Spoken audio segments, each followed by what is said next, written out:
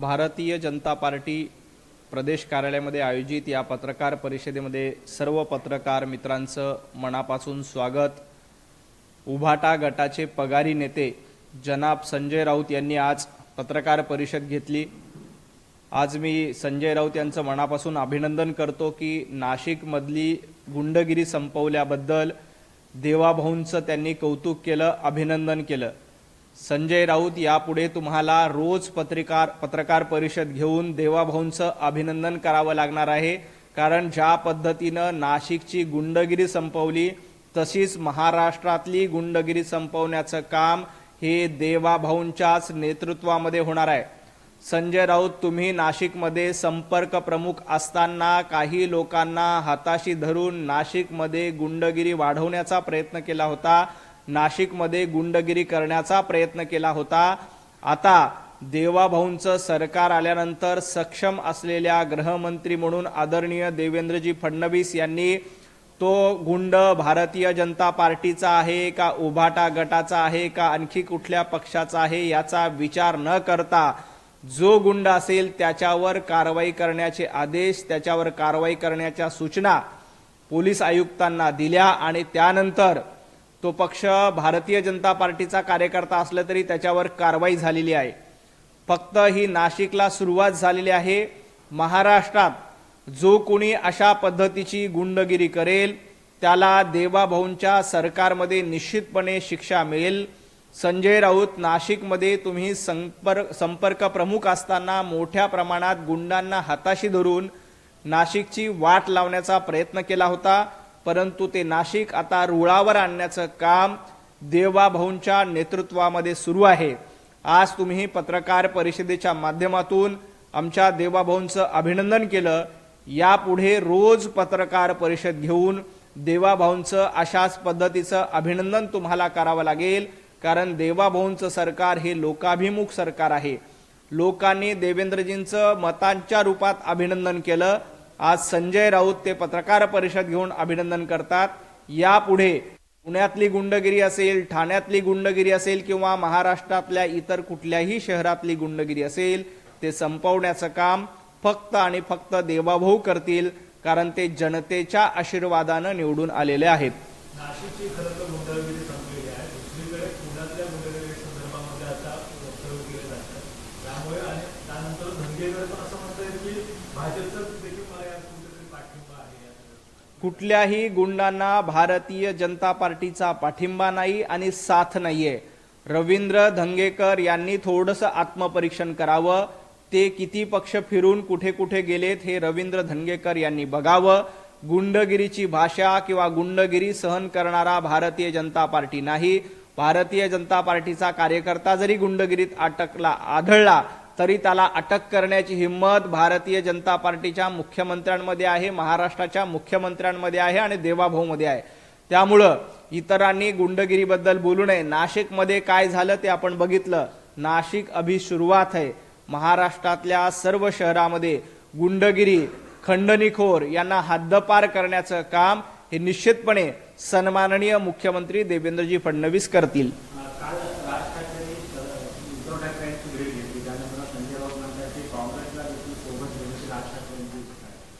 खरं तर पगारी नेते संजय राऊत यांनी काँग्रेसकडनं सुपारी घेऊन उद्धव ठाकरे गटाला संपवलंय। उद्धवजी ठाकरे यांच्या गटाला काँग्रेसच्या दावणीला बांधण्याचं काम संजय राऊत यांनी केलं होतं। उद्धवजी ठाकरे यांना हिंदुत्वापासून दूर करण्याचं काम संजय राऊत यांनी केलं होतं।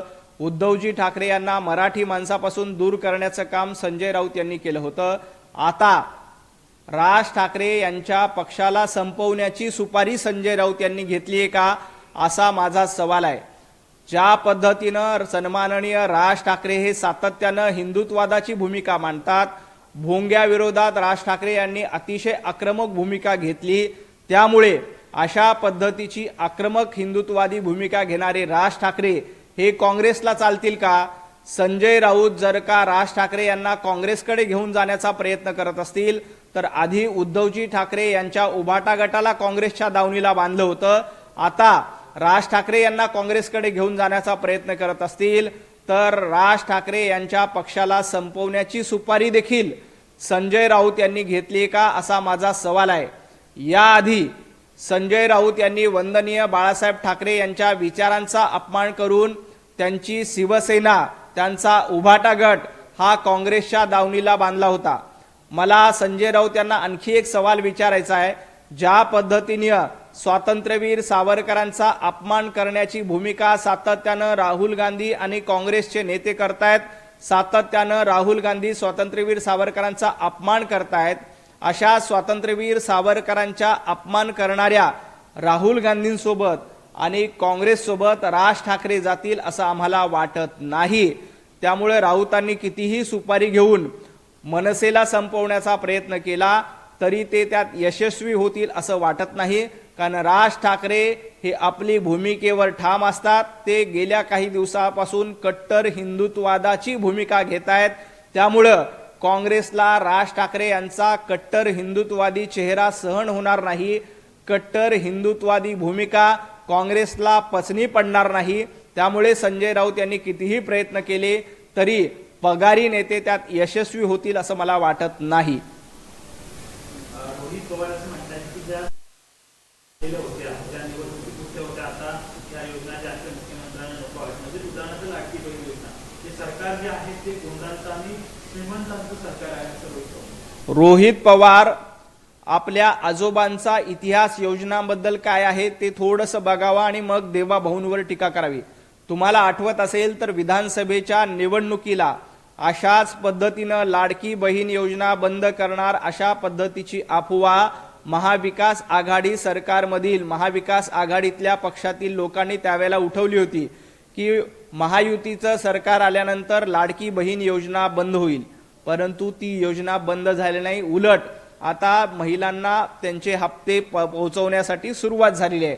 कुठलीही लोकाभिक योजना, कुठलीही जनतेच्या हिताची योजना हे सरकार बंद करणार नाही, कारण हे जनतेच्या आशीर्वादानं निवडून आलेलं सरकार आहे, लाडक्या बहिणींच्या आशीर्वादानं निवडून आलेलं सरकार आहे।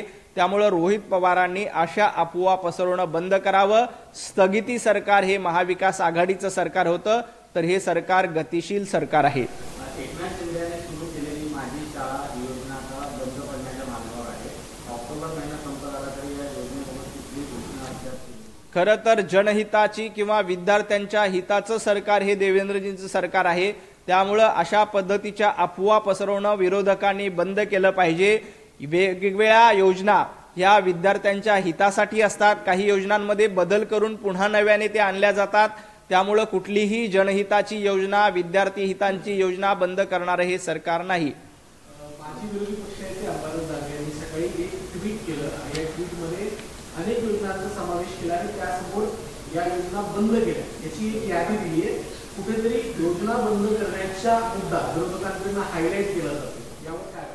अंबादासजी दानवे यांना मला सांगायचं आहे, 2.5 वर्ष उद्धवजी ठाकरे यांचं सरकार होतं, त्या सरकारमध्ये किती योजना बंद केल्या याची यादी देखील माझ्याकडे आहे। मी तुम्हाला तुमच्या माहितीसाठी वाचून दाखवलं। उद्धवजी ठाकरे यांचं सरकार म्हणजे स्थगिती सरकार होतं, तर देवेंद्रजी फडणवीस यांचं सरकार हे गतिशील सरकार आहे।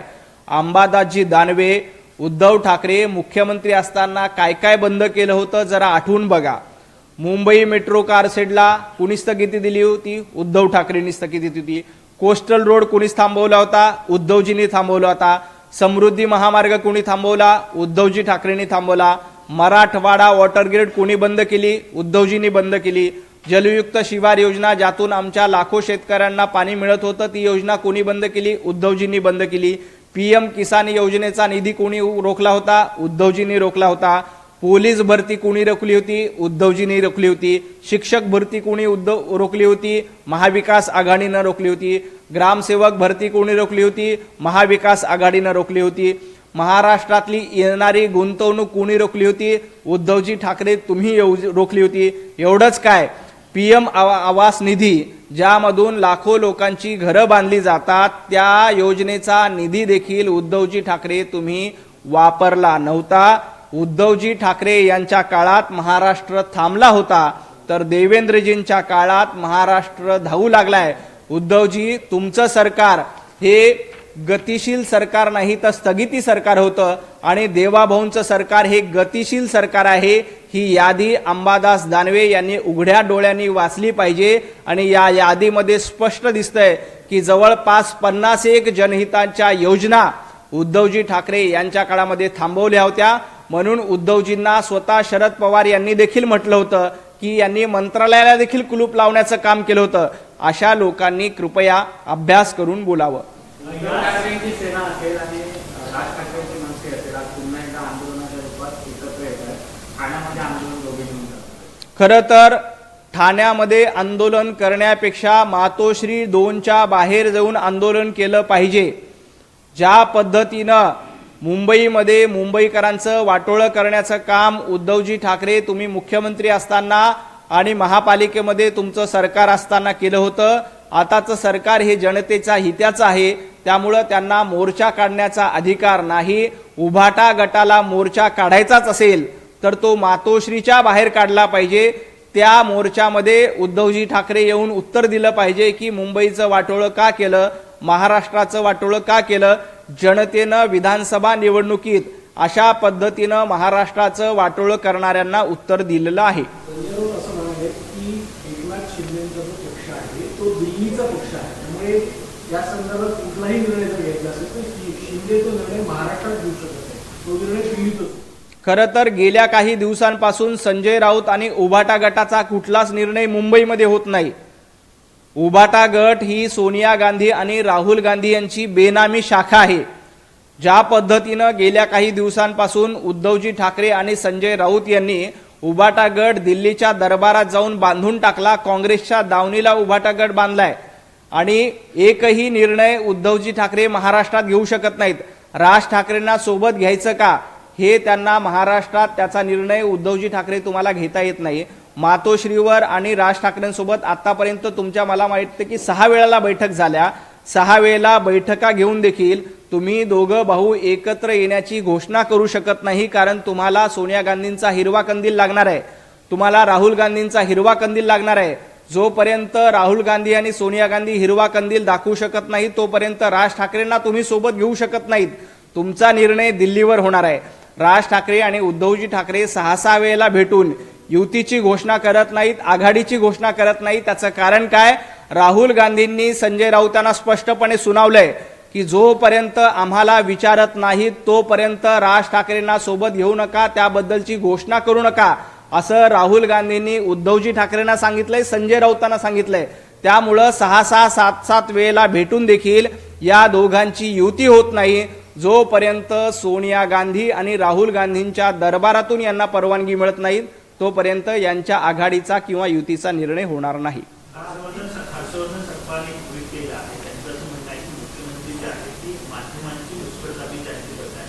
आपल्या जवळच्या व्यक्तींना सुद्धा वाचवण्याचा प्रयत्न यातून होतो असंही त्यांनी आरोप केला. खरं तर माध्यमांची मुस्कटदाबी आणि गळादाबी काय असते हे हर्षवर्धनजी सपकाळ आणीबाणीचा काळ आठवा. आणीबाणीच्या काळामध्ये इथल्या वर्तमानपत्रावर बंदी आणण्याचं काम, माध्यमांवर बंधनं लादण्याचं काम इंदिरा गांधींच्या सरकारने केलं होतं आणि हर्षवर्धनजी त्यांच्या विचाराचे तुम्ही पाईक आहात. ज्या पद्धतीनं या देशाची घटना कुलूपबंद करण्याचं काम, या देशातल्या घटनेच्या विरोधात जाऊन कार्य करण्याचं काम आणीबाणीच्या काळात इंदिराजी गांधी यांनी केलं होतं. त्यामुळं हर्षवर्धनजी तुमची परंपरा ही बंदी घालण्याची आहे. तुमची परंपरा माध्यमांच्या स्वातंत्र्यावर गदा आणण्याची आहे. देवाभाऊंचं सरकार हे जनतेचं सरकार आहे. माध्यम अशा पद्धतीचा प्रश्न विचारू शकतात कारण हे देवाभाऊंचं सरकार आहे. माध्यमांना स्वातंत्र्य दिलं जातं कारण ते सातत्यानं जनतेची भूमिका मांडतात आणि जे जनतेची भूमिका आणीबाणीच्या काळात मांडत होते त्यांना तुम्ही लॉकअपमध्ये टाकलं, त्यांना तुम्ही तुरुंगात टाकलं. साधं आंदोलन इंदिराजींच्या काळामध्ये करता येत नव्हतं. राहुल गांधी तुम्ही जेव्हा केंद्रामध्ये सरकार होतं, मनमोहन सिंग पंतप्रधान होते, तेव्हा देखील अशाच पद्धतीनं माध्यमांची गळचेपी करण्याचं काम तुमच्या काळामध्ये केलं. आता खऱ्या अर्थानं माध्यम स्वातंत्र्य आहे. खऱ्या अर्थानं प्रत्येक जण येऊन प्रश्न विचारू शकतो आणि त्याचं उत्तर देण्याची हिंमत आमच्यामध्ये आहे. तुमच्या काळामध्ये साधा प्रश्न विचारला, राहुल कुलकर्णी यांनी एक प्रश्न विचारला होता तो तुम्ही त्यांना तुरुंगात टाकलं होतं.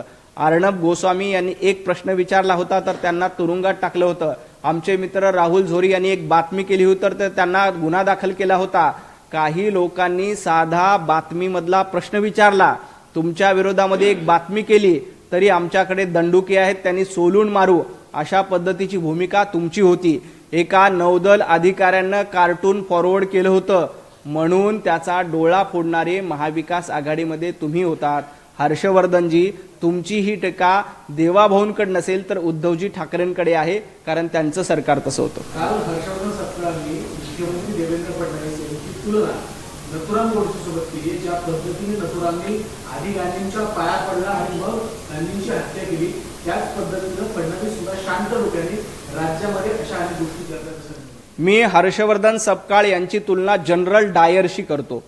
ज्या पद्धतीनं जनरल डायर यांनी भारतीयांवर गोळ्या झाडल्या आणि भारतीयांचे खून पाडले, भारतीयांची हत्या केली, त्याच पद्धतीनं सर्वसामान्य महाराष्ट्रातल्या लोकांच्या विचारांची हत्या करण्याचं काम हर्षवर्धन सपकाळ तुम्ही करतायत. ज्या पद्धतीनं तुमची ही भाषा आहे ती भाषा बघता तुम्ही काँग्रेसच्या विचाराचे पाईक आहात का? तुम्हाला महात्मा गांधींचं नाव घेण्याचा अधिकार आहे का? हा माझा हर्षवर्धनजी सपकाळ तुम्हाला सवाल आहे. तुम्ही इंग्रजांनी ज्या पद्धतीनं अत्याचार केले, जनरल डायरनी ज्या पद्धतीनं भारतीयांवर अत्याचार केले, त्या पद्धतीची भूमिका हर्षवर्धन सपकाळ यांची आहे. कर्नाटक सरकारने कर्नाटकच्या मुख्यमंत्र्यांनी तिथल्या मुख्य सचिवांना काही आदेश दिलेले आहेत, काही पत्र दिले आहे की RSSच्या ज्या बैठका कर्नाटकमध्ये होतात शाखामध्ये त्यावर बंदी घालण्याची मागणी. काँग्रेसचे मंत्री प्रियंका खरगे यांनी सिद्धरामय्या यांचे मुख्यमंत्री त्यांच्याकडे मागितले. संघावर बंदी घालण्याचा प्रयत्न अनेक वेळेला अनेकांनी केला. ज्या ज्या वेळेला संघावर बंदी घालण्याचा प्रयत्न केला होता त्या वेळेला राष्ट्रीय स्वयंसेवक संघ मजबूतीनं आणि दुप्पट तिप्पट ताकदीनं उभा राहिला. तुम्ही अशा पद्धतीनं प्रियंक खरगे असतील किंवा अजून कोणी असतील, संघावर बंदी घालण्याचा प्रयत्न केला तर तुमचं तोंड भाजल्याशिवाय राहणार नाही. राष्ट्रीय स्वयंसेवक संघ हा देशसेवेसाठी, देशभक्तीसाठी आणि राष्ट्रनिष्ठा लोकांमध्ये यावी यासाठी प्रयत्न करत असतो. संघावर बंदी घालण्याचा प्रयत्न याआधी अनेक वेळेला झाला, परंतु सगळेजण त्या माध्यमातून तोंडावर पडले. राष्ट्रीय स्वयंसेवक संघ हा जनतेचे विचार, जनतेचा आवाज बनून लोकांमध्ये काम करत असतो. त्यामुळं संघावर बंदी घालण्याचा प्रयत्न केला तरी काहीही फरक पडणार नाही. अटलजीनं चांगल्या शब्दात सांगितलं होतं, कभी ते अकेले हुए आज इतने, नहीं तब डरे तो भला आज डरेंगे. जेव्हा हेडगेवार यांनी एकट्यांनी संघ स्थापन केला होता तेव्हा ते घाबरले नाही. कभी ते अकेले हुए आज इतने, तेव्हा एकटे होतो तरी आम्ही घाबरलो नाही. आता 100 कोटी जनता राष्ट्रीय स्वयंसेवक संघाचे स्वयंसेवक आहेत. आता तर घाबरायचा प्रश्न येत नाही.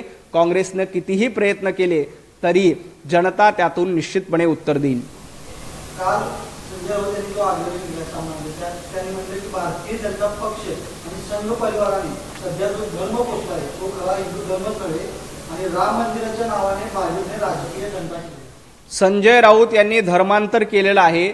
सामनामधून धर्मांतर करून इटलीचा धर्म स्वीकारण्याचं काम संजय राऊत यांनी केलंय. त्यामुळे संजय राऊतांना हिंदू धर्माबद्दल बोलण्याचा अधिकार नाही. गेल्या काही दिवसांपासून ज्या पद्धतीनं सामनामधून अग्रलेख येतात ते अग्रलेख उभाटा गटाचे आहेत का काँग्रेसचे आहेत असा प्रश्न पडतो. त्यामुळं संजय राऊत यांनी इटलीचा धर्म स्वीकारलेला आहे. त्यामुळं ज्यांनी दुसऱ्याचा धर्म स्वीकारला त्यांनी राष्ट्रीय स्वयंसेवक संघ किंवा भारतीय जनता पार्टीला हिंदुत्व शिकवू नये. ज्यांनी आपला पक्ष सोनिया गांधींच्या चरणावर अर्पण केला, राहुल गांधींच्या पायावर अर्पण केला, त्यांनी भारतीय जनता पार्टीला धर्म शिकवू नये. खूप खूप धन्यवाद. असं पण म्हटलंय की PM केअर फंडावरती म्हणजे की पंतप्रधानांनी सेवा कार्यासाठी पैसे जमा केले पण ते सरकारकडे वळवले नाही. खरं तर पैसे जमा करायचे, पत्राचाळीतनं घोटाळा करायचा आणि आपले घर भरायचे हा संजय राऊतांचा धंदा आहे.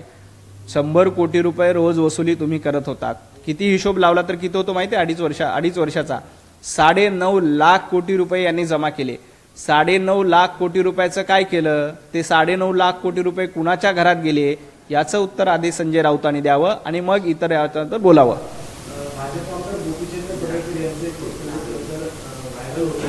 मुस्लिमांसाठी भारत हे युद्धात कोणाचं घर आहे, बाबासाहेब आंबेडकरांनी हे लिहून ठेवलंय, अशा प्रकारचं विधान गोपीचंद पडळकर यांनी केलं, ज्यावरती अनेक पक्षातील लोकांकडून आक्षेप घेतला. खरं तर महामानव डॉक्टर बाबासाहेब आंबेडकरांनी मुस्लिम धर्माबद्दल काय काय लिहून ठेवलं हे तुम्ही देखील वाचन केलं पाहिजे. त्यांचे जर का विचार तुम्ही वाचले तर तुम्हालाही त्याबद्दलचं वास्तव लक्षात येईल. गोपीचंदजी पडळकर यांनी त्याचबद्दल आदरणीय बाबासाहेब आंबेडकर, महामानव डॉक्टर बाबासाहेब आंबेडकर यांचा रेफरन्स दिला. तो रेफरन्स अतिशय योग्य आणि तार्किक आहे. एबीपी माझा, उघडा डोळे बघा नीट.